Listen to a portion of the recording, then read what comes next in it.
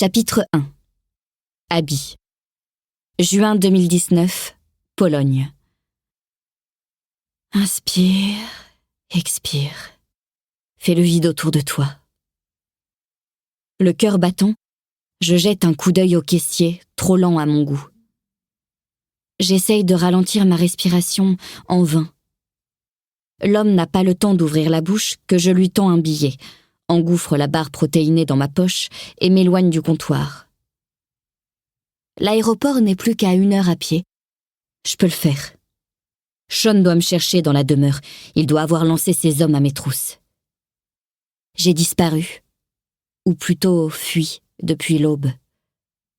Je suis certaine que ces sbires fouillent en ce moment même les caves et le bois autour du manoir. Ils doivent penser que j'y suis encore. Ils se trompent. Mon sac à dos sur l'épaule, je trace à travers la petite station-service, mon billet d'avion froissé en main. Je vérifie les angles de la pièce. Il n'y a aucune caméra. Au loin, j'aperçois les toilettes pour femmes vers lesquelles je me dirige. J'y entre et m'avance vers le lavabo. Par chance, elles sont désertes. Je me penche, puis ouvre le robinet à moitié rouillé, buvant rapidement un peu d'eau fraîche. Le goût n'est pas fameux, mais ça fera l'affaire. La plupart de mes économies sont passées dans l'achat de mon billet, et je dois conserver précieusement le reste. Je ne peux me permettre de dépenser inutilement. Chaque centime compte.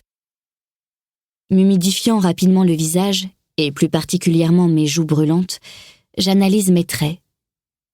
Mes cernes ne cessent de se creuser. Les taches de rousseur sur mon nez semblent plus présentes que jamais. Ma bouche est entr'ouverte, mes lèvres boudeuses laissant entrer avidement l'air dans mes poumons. D'un geste rapide, j'ôte une mèche de mes cheveux blonds, la plaçant derrière mon oreille pour qu'elle ne soit pas trempée. C'est là que je les vois à travers le miroir. 2 bottes noires. Comment ont-ils pu me trouver aussi rapidement? L'angoisse me gagne, mais je ne dois pas la laisser s'emparer de moi.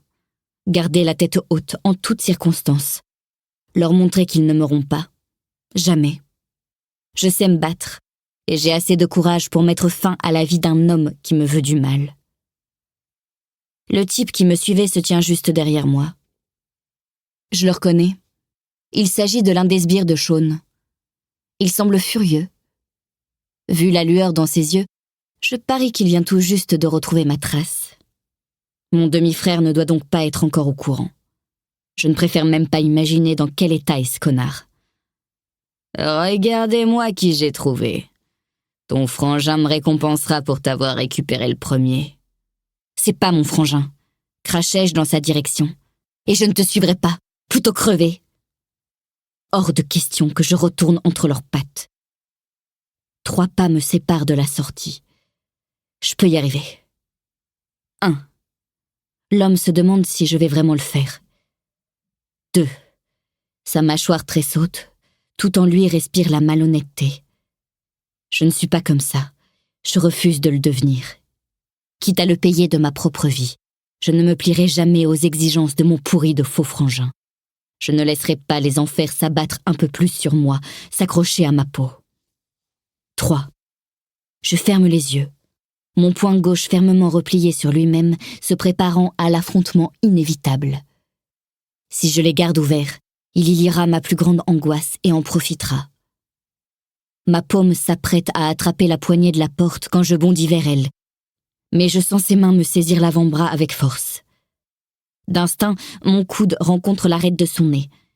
Rapidement, un filament de sang s'écoule de sa narine droite et il grogne fortement. Quant à moi, je me retiens de gémir de douleur.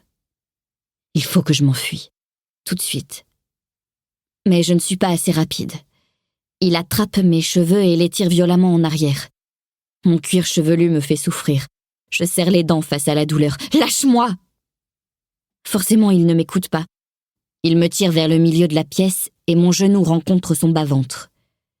Je suis petite, mais rapide.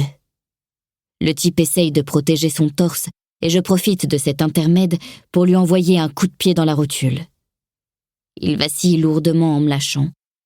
la jambe dans un sale état, ses yeux me lancent. Pour continuer à écouter ce livre audio gratuitement, cliquez sur le lien dans la description et vous pourrez l'écouter en entier sans frais grâce à l'essai de 30 jours d'Audible.